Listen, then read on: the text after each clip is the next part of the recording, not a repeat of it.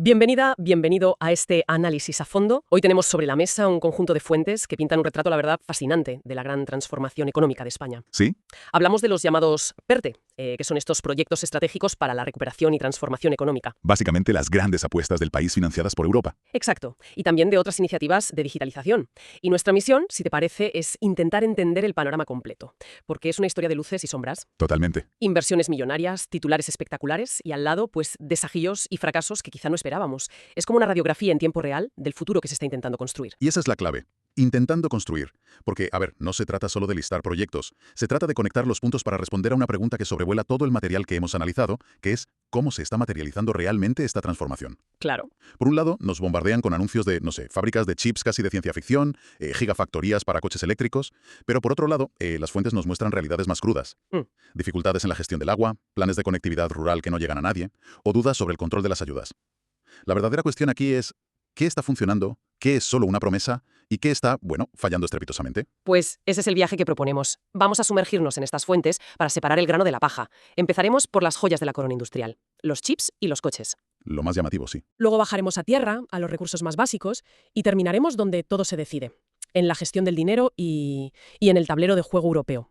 Vale, tengo que admitir que lo primero que me saltó a la vista al leer esto fue el nombre de Leonardo DiCaprio. Es que llama la atención, claro. Una fábrica de chips en Cáceres con una inversión de 2.350 millones de euros y respaldada por una empresa participada por una estrella de Hollywood. Suena casi a guión de película. ¿Qué hay de real detrás de este titular? Bueno, es un titular que encapsula perfectamente la ambición del plan. El Estado aportaría 753 millones a través del PERTE Chip y la idea es una apuesta en toda regla por la llamada autonomía estratégica. Entiendo. La pandemia y las crisis de suministros nos enseñaron de forma muy dura que depender de Asia para un componente tan vital como los semiconductores es un riesgo sistémico. El objetivo es fabricarlos aquí. Ahora bien, Siempre hay un pero. siempre. La propia fuente que analizamos introduce una dosis de prudencia enorme, y cito textualmente, habrá que ver si se materializa. Ya. Entiendo la prudencia, es lógico. Pero, ¿no es precisamente el objetivo de estos fondos hacer apuestas audaces? Quizás el riesgo de que se quede en un simple anuncio es un peaje que hay que pagar para tener al menos la posibilidad de un éxito que transforme de verdad una región y un sector. Es un argumento válido, y es la tensión que define a todos estos proyectos. Juegas a la lotería, pero con miles de millones de euros públicos. El desafío aquí no es solo el dinero. ¿Qué más hay? Es la viabilidad técnica, los acuerdos comerciales, la competencia global. Son proyectos tan complejos que tienen muchísimos puntos de fallo. Por eso, aunque el anuncio es muy potente, la realidad es que es un castillo de naipes muy sofisticado. Aún está por ver si aguantará en pie. Un castillo de naipes, me gusta la imagen. Pero parece que hay otro castillo que sí se está construyendo con ladrillos de verdad, el del vehículo eléctrico, el PERTEBEC. Sí, ahí la cosa cambia. Aquí las cifras son de otra dimensión, 25.000 millones de euros movilizados y la previsión de 4 gigafactorías de gigantes como Volkswagen o Stellantis. Aquí sí parece que hay algo más tangible. Aquí hay mucho más que ladrillos. La gigafactoría de Volkswagen en Sagunto, por ejemplo, ya tiene 11 edificios en marcha. 11. Y 1.400 personas trabajando solo en la obra civil. Para que nos hagamos una idea de la escala, 1.400 personas es la población de un pueblo pequeño. Es un impacto local brutal. Monumental, incluso antes de que se produzca una sola batería.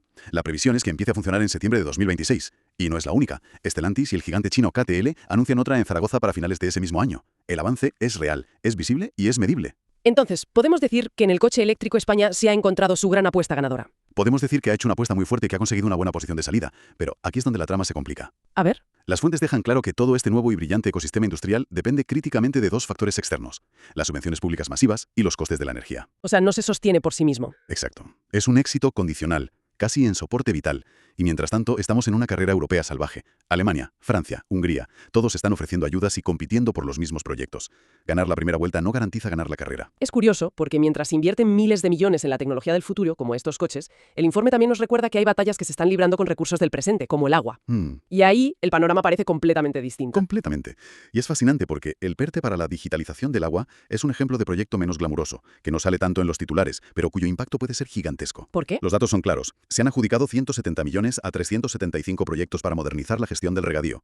Estamos hablando de mejorar la eficiencia hídrica en más de un tercio de la superficie de regadío de España. Que no es poco. En un país con el estrés hídrico que tenemos, esto no es una mejora, es una cuestión de supervivencia. Pero en este mismo PERTE del agua, el análisis saca a la luz una dinámica que me ha llamado mucho la atención. En la parte de las ayudas a empresas privadas, una sola compañía, la francesa Veolia, ha captado el 40% del total. Sí, 76 millones. ¿Cómo se interpreta esto? Pues esto revela una tensión fundamental en el diseño de los fondos europeos, la eficiencia contra la equidad.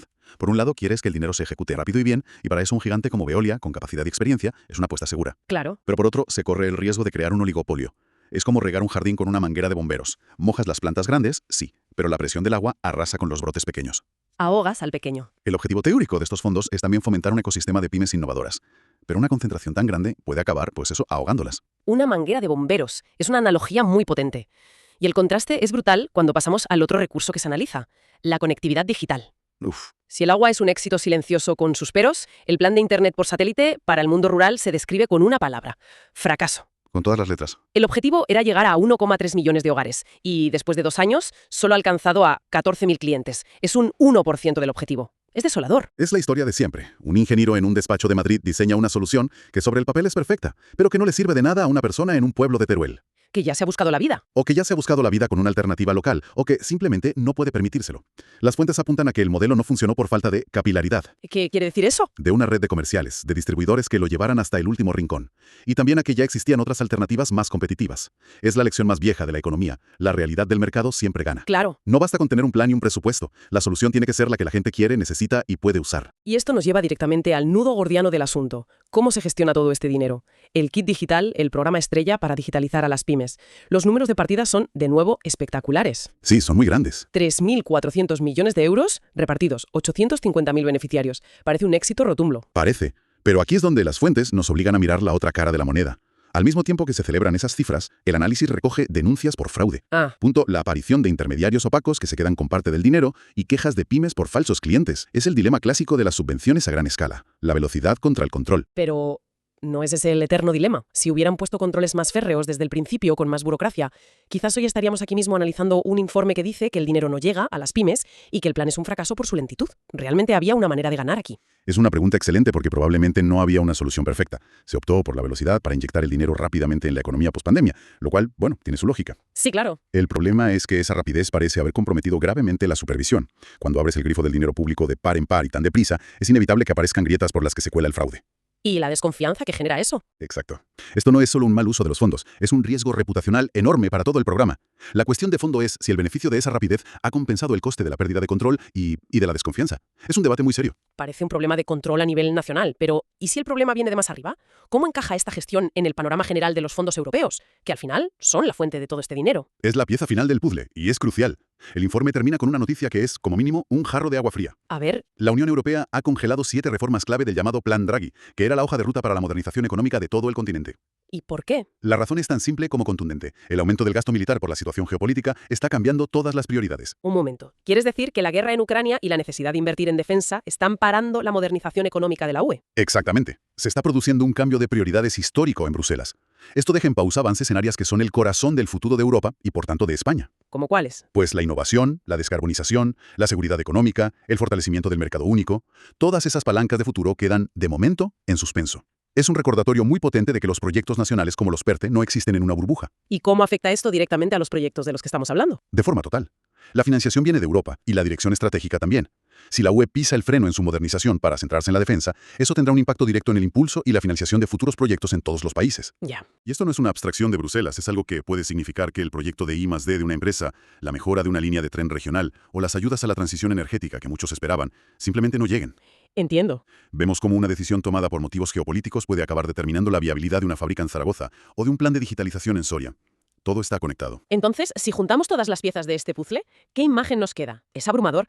Tenemos proyectos industriales gigantescos que avanzan, como los de la automoción. Sí. Al mismo tiempo, un fracaso estrepitoso en algo tan básico como llevar Internet al campo. Un éxito silencioso en la gestión del agua, pero con el riesgo de crear monopolios. Y un programa masivo de ayudas a pymes bajo sospecha de fraude. Y todo con Europa cambiando el rumbo. Exacto. Todo ello con el telón de fondo de una Europa que cambia de rumbo. Es un cuadro lleno de contradicciones. Refleja a la perfección la enorme y caótica complejidad de una transformación económica dirigida desde arriba. Se pueden movilizar miles de millones y diseñar planes estratégicos, pero el éxito final depende de 1000 factores. Claro. La ejecución en el terreno, que el mercado lo adopte, esquivar la corrupción, que tu principal socio no cambie de prioridades. Hay avances reales y tangibles, eso no se puede negar, pero las sombras, los errores y las incertidumbres son igual de reales. Por eso, no es una historia simple de éxito o fracaso, es la crónica de un proceso en marcha, desordenado, a veces ilusionante, a veces frustrante, y lleno de lecciones que se están aprendiendo sobre la marcha, y a un coste muy alto. Para terminar, hay una reflexión que me queda flotando después de analizar todo esto. Las fuentes se centran mucho en el qué, que se construye, que se financia, que falla. Pero quizás la pregunta más interesante para el futuro, y la que no se responde aquí, sea sobre el quién. ¿A quién beneficia todo esto? Exacto. ¿Quiénes son los beneficiarios finales de esta transformación? Las grandes corporaciones multinacionales, las pequeñas empresas locales, la ciudadanía en general. Y sobre todo, ¿quién asume el riesgo si estas grandes y audaces apuestas, como la fábrica de chips de Cáceres, al final no salen como se espera y se quedan en un titular de periódico? Es una pregunta que queda abierta.